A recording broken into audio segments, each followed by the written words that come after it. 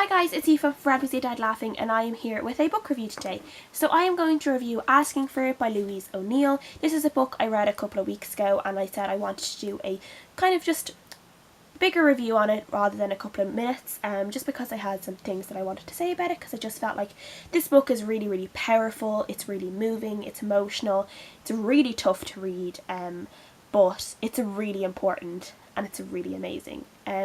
This is a book about a girl called Emma O'Donovan. She is 18 years old and she's living in this small town in Cork in Ireland, and she is really pretty, she's really popular, she has her friends, she has her, group of admirers that really love her, but she's not the nicest person in the world, this girl. She is kind of, even though she kind of has everything going for her, she is the type of person that needs to put others down to make herself feel better. She doesn't like when other people do things better than she does. She doesn't like if people have more money than she does or have better things, material things than she does. She's one of these type of people that pretends not to study and gets 94% on a maths test, and I think we all hate those kind of people. Those people are like one of the worst. Like, why can't you just say that you study? Those were always the kind of annoying people in school. But she is one of these girls, and then one night she goes out to a party with her friends. She ends up meeting one of the guys that is there. Obviously all the people that are there are people she's known and grown up with, and she decides on one guy that she says, this is the guy I'm going to be with tonight, and she drinks a lot, she takes a couple of pills, and she has sex with this guy, but then she wakes up the next day with no memory of kind of the later events of that night. She's in a really bad way, and then she goes on Facebook and there's this Facebook page with photos of her basically being raped by a number of different men. It's really disturbing for her, obviously, because she has no recollection of it. She's been treated really badly by these men, even like other than being raped and being like unconscious on the bed. There's other things being done to her as well, and this book is basically just about how she deals with that, and then it's also 1 year on, and it's how she is doing then, how the village or the town reacted to this news, how the men have been treated, the guys that were the rapists, and how they've been treated in comparison to how Emma has been treated by different people. And it's just really interesting look into victim blaming and things like that. This is the type of book that really brings into force the power that people have to question a victim, I think, in these kind of cases, to do with how Emma dressed, how she loved to dress, how, she had this history of having sex with different guys at parties. What does that mean that she was asking for it? Does that mean that she, wanted these guys to have sex with her unconscious body? And she was drinking, no one forced the drink into her mouth. She took a pill, no one forced her to take that pill, so obviously she was asking for it. There's all these different things that are brought up into this book, and it's really great. It shows how, I think, the after effect, I loved that it showed 1 year on. It wasn't just the immediate after effect for Emma and her family, it also showed 1 year on, where she was still being treated as a pariah. Even though she had this really terrible thing done to her, it was almost like she couldn't walk down the street. It seemed like the other guys were able to walk down the street and go to Tesco and go to the supermarket and get their groceries, but the day she went down to the street, she could end up bumping into any of her rapists, or she could have something said to her, she could bump into someone and they go, oh, be careful, she doesn't accuse you of rape, that kind of thing. And it's just really powerful like that, and I just thought it was really interesting. This is a book that I found really triggering for me, and I don't know why, because I've never suffered anything to like what Emma has suffered. I've never, very luckily, never suffered any kind of sexual assault, and I it's even sad that I have to say that I'm lucky like that, because no girl should ever have to suffer sexual assault, but I have been one of the lucky ones. I've never had to deal with anything like that, but at the same time I found it really hard to pick up this book knowing what was going to happen to Emma, even though she was an unlikable character. Like, I didn't like her attitude, I didn't like how she treated people, but I wasn't able to read what she was seeing being done to her. I couldn't deal with the fact that these guys had vomited on her and had urinated on her and stuff like that. it was just awful. It was really, really, really horrible. And I was almost like getting anxiety at the thought of picking this book up. But I think it shows how powerful it is that even for someone who hasn't had to deal with this in their own life, that it can have that kind of effect on me.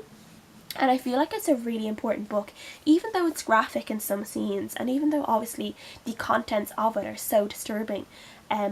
It's so important, and I think people need to see this and need to feel that anger at how Emma is treated and how she's victim blamed. Like how these guys, could have gone to, art school in New York and could have, been on the national football team.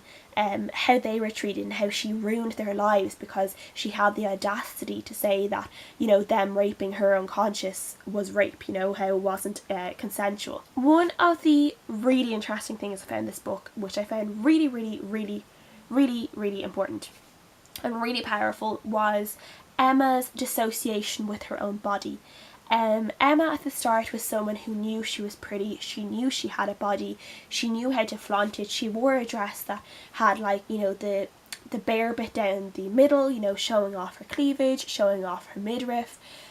She liked, she knew she had a good body and she wasn't afraid to show it, she wasn't afraid to show it off. In that sense, she was comfortable with herself, she had confidence. And that's something to admire anyway. I admire any girl who's able to go around and show off her body, even though sometimes you might feel a little bit like it can make you feel a little bit self-conscious yourself because you might not have such a good body, so you almost want her to cover up. There's still a little bit inside you, that's a bit like, you go girl for, showing that stuff off. She completely turned her back on her body. She covered herself up for the next year afterwards. She couldn't even shower. She felt unclean. She felt violated. She felt like her body had asked for it. She felt like it was her body's fault for looking the way she did, for being pretty, for, having good features, for being attractive for other men. She felt like she deserved what happened to her, and I just found it really interesting following that story for Emma, in which she couldn't even have a shower. She couldn't even feel the water on her skin without hating herself. And I just found that really, really interesting. Her family's views, I really liked her brother. In the second half, he was really supportive of her. He was really kind of mad about how things had been treated, how things had been done, in terms of the media even talking about it. The chat shows talking about the Ballinatoom girl, which is what she's known as, afterwards. How, the talk shows, the late talk shows get experts in to talk about the case, to talk about, revenge pornography, I guess, in a way, and talk about the effect of social media and things like this. And it was just really, really interesting, and how it could have a negative effect on her, and how these kind of, the hashtag campaigns of I believe Ballinatoom girl, how that has nothing to do with her, and how, that doesn't help her get on with her life, and it doesn't help her still live in this little town where everyone hates her now for accusing these guys of raping her. And I just thought that was really good to follow, and really good of Louise O'Neill to kind of add in as well. And the way her brother acted and the way her brother really stood up for her, I really enjoyed. I really didn't like her parents. Her parents were not the best parents in the world. Particularly at the start of the book, I could see how a lot of Emma's negative qualities came from the way her mother acted as well. And her mother wasn't great in the second half.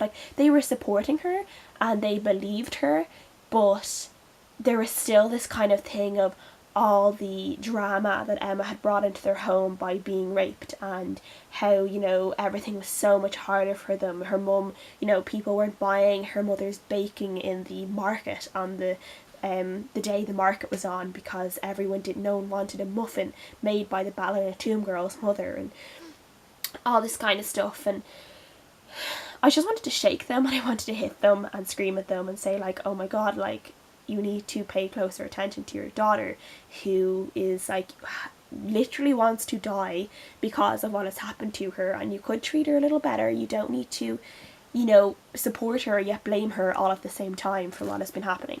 And it was just really, really interesting to follow, and I just really loved this book. The book was just really, really powerful, and it's just one that I will definitely not forget in a hurry.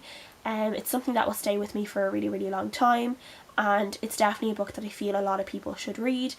So yes, please pick this up if you're interested in it. If you've been iffy about it, definitely pick it up. It's definitely worth a read. It's just absolutely brilliant, really emotional, really powerful, really important, and everyone needs to read it. So 5 out of 5 stars. Excellent, I loved it. Thanks for watching, guys. Please let me know any of your thoughts on this book in the comments below, and I'll see you guys again next time.